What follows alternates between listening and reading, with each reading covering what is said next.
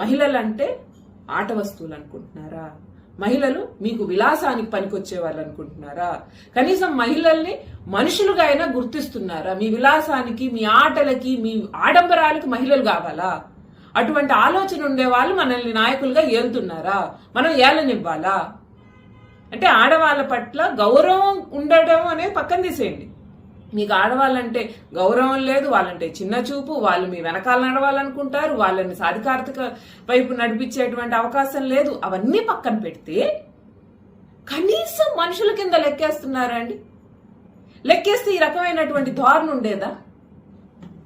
ఇంట్లో భార్య పిల్లలు ఉన్నారు, వయసు ఉంది, ఈ రకమైనటువంటి తప్పుడు పనులు చేసేటప్పుడు మీ ఇంటి ఆడవాళ్ళు గుర్తురారా?